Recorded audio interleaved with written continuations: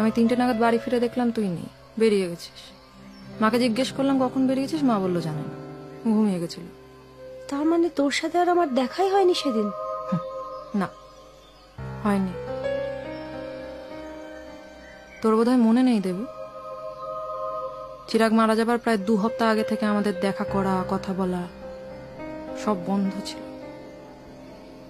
আমার জীবনের খুব ভয়ঙ্কর একটা ঘটনা আমি সেদিন শেয়ার করেছিলাম তোর সাথে, তুই কোনো পাত্তাই দিসনি,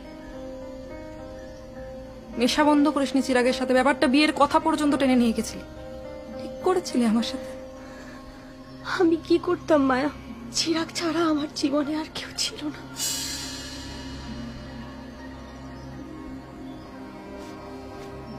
আর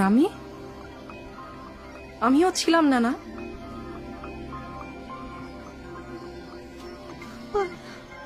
আমরা চিরাগ মুখার্জি বলে একজন ছেলের মৃত্যুর তদন্ত করছি। শুনেছি চিরাগের সাথে দেবীর বিয়ে ঠিক হয়েছিল। হ্যাঁ, খুব স্যাড ইনসিডেন্ট। চিরাগের বাবা মা দেবীর বাবা মার সঙ্গে যেদিন এই পলাশপুরে বিয়ের পাকা কথা বলতে এলো, সেদিনই পুকুরে ডুবে চিরাগ মারা যায়। আচ্ছা, চিরাগ যখন মারা যায় দেবী কি আপনাদের বাড়িতে ছিল? হঠাৎ এই প্রশ্ন করছেন? না মানে দেবী তো প্রায়ই আমাদের বাড়িতে আসতো। দেবীর বোধহয় নিজের বাড়িতে থাকতে ভালো লাগতো না, তাই আমাদের বাড়িতে চলে আসতো। কেন দেবীর বাড়িতে থাকতে ভালো লাগতো না কেন? সেটা খুব অবভিয়াস নয় কি?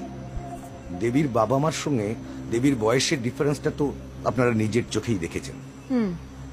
এছাড়া পরিবারটা না খুব স্বাভাবিক লাগেনি আমার। এই যেমন ধরুন না, মানে দেবীর এত বড় একটা মিস আপ হয়ে যাওয়ার ঠিক পরেই ওর বাবা মা তীর্থ করতে চলে গেল। ভাবেন তো, কোনো বাবা মা এটা পারে করতে?